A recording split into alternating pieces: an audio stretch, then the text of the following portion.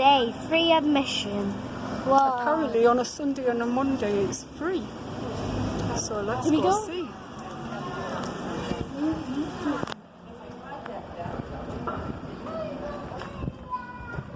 And it's open between 11 and 4? No, it's 1 and 4. 1 and 4 on a Sunday? Yes.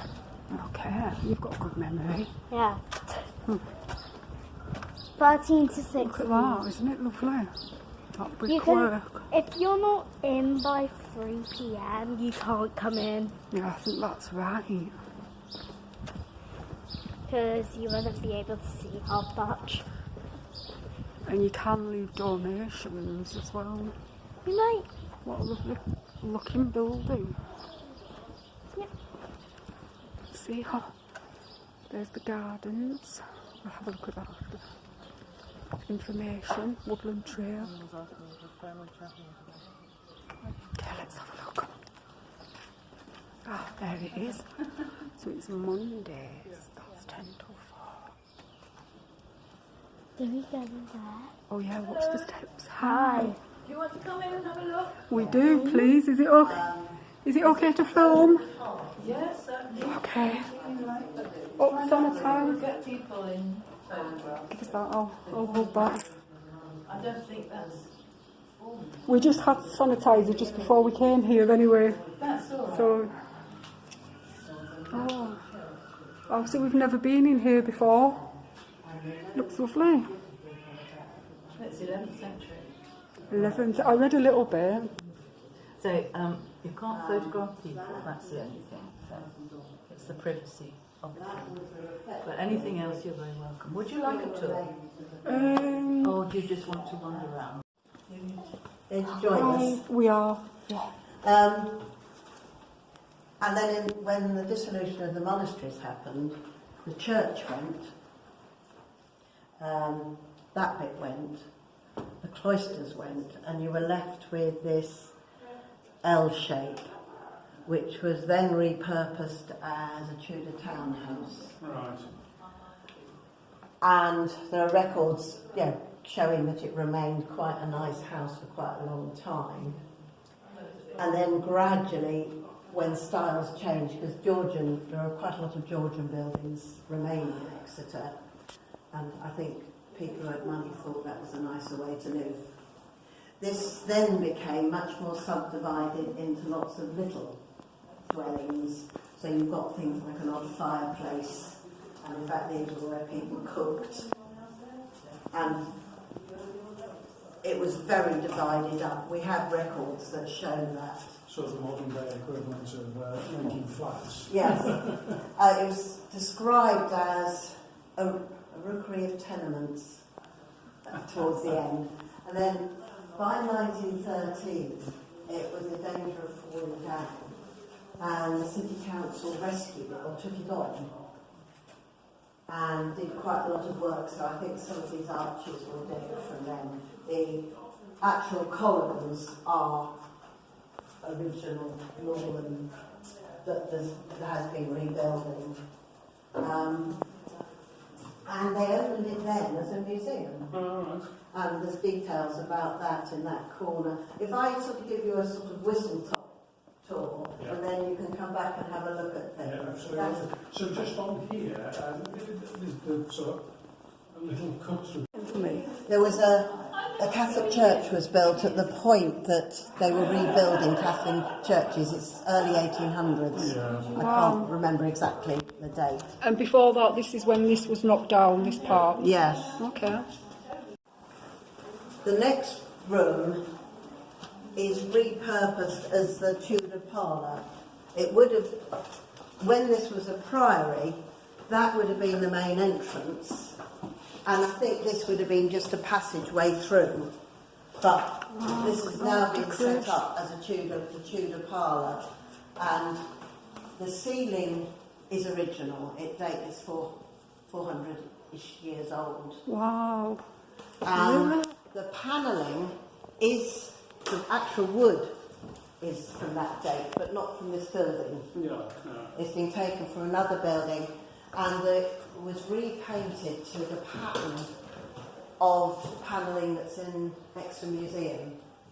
So they're pretty certain Good size of that fireplace. that sort of bright patterning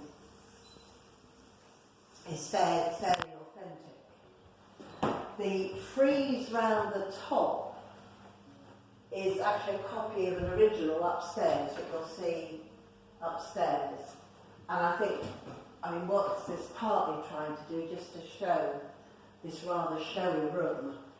I do school groups, and we'll often bring them in here and say, have a look and see how many things in this room show you that this was a rich family who wanted to show off. And it's all this decoration and the tableware and in fact this glass fireplace. And we actually think the overmantel probably was, yeah? Is the food in there real? No, it's plastic. But every 2 months in the kitchen, which is the room we're going to go into next, I do cooking with real food. But not this one. Wow, but this is kind of how they would have the meals. What about these apples? And so monks lived here. Not like this. Monks lived in this building, but when it was like this, it was not. It was after the Reformation, so it was this Tudor family, the Hursts. Okay, but when monks were here, Monks actually didn't live in this bit. This was the guest wing. The monks had the bit over there, the refectory, where they slept, the church and the cloister. Wow. And they lived a very secluded life, and they didn't really come out of there and didn't have contact. It was their choice. yeah, because they chose to be a monk. So Yeah. can you tell my little girl what a monk was and is? I have been doing that, but what could you say briefly? Well, I think they were, my understanding is they were people who dedicated their life to prayer and Meditation. to God and to meditation. And Spiritual, being nice and good people and kind. yes, but they didn't, mainly their life was praying and meditating. For the next life. Kind to anybody because they didn't go out. Yes, they didn't were have just- anyone to be kind They had to. no one to be kind to because they never went out. They stayed within these closed Yes. walls all of their life. We have a monastery near where we live. Well, it's in Leicestershire. We live in Nottinghamshire. And I was chatting to a monk there. He's been there since 1963.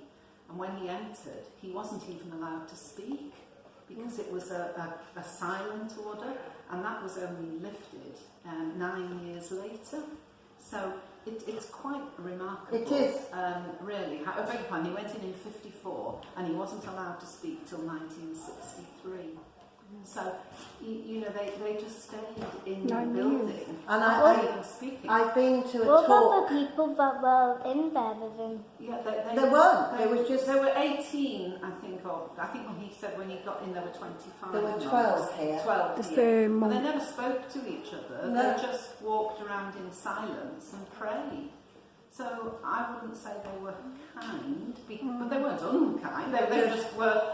They didn't have the opportunity to be anything. To be anything other than to pray. Did some groups not help homeless people or people in Other groups did, but these ones. Oh, okay. My understanding is all they did all day was pray, meditate, pray, and occasionally eat. And eat simple food. I mean, this order in Leicestershire, they were vegan. They had no meat, fish, eggs, milk, cheese. They just lived on fruits and vegetables, but lived years and years. Yeah. They lived, and even today there are some that the eldest is 98, there's one at 97, one at 93, all living on this vegan diet. And, so it's quite interesting. It is They lived a very simple life of poverty and. In its purest form, I mean, I think one of the arguments for the dissolution of the monasteries is that a lot of them had become very wealthy and were not following that life. Yes, that's right. Why? Oh wow, look at this door. It's a very different room, isn't it? That's what's Watch ahead. Watch the step. Yes. There are there's stools in here if you want to sit. I'm talking to the lady there. There's another one round that you side. who are sitting, isn't Yeah. it? Am I right on this one? The actual structure dates from when it was still a priory, dates from the late 1400s. And the beam up there has been dated. And there would have been another one that's gone. But there would have been ceilings at various points. And it's the sort of thing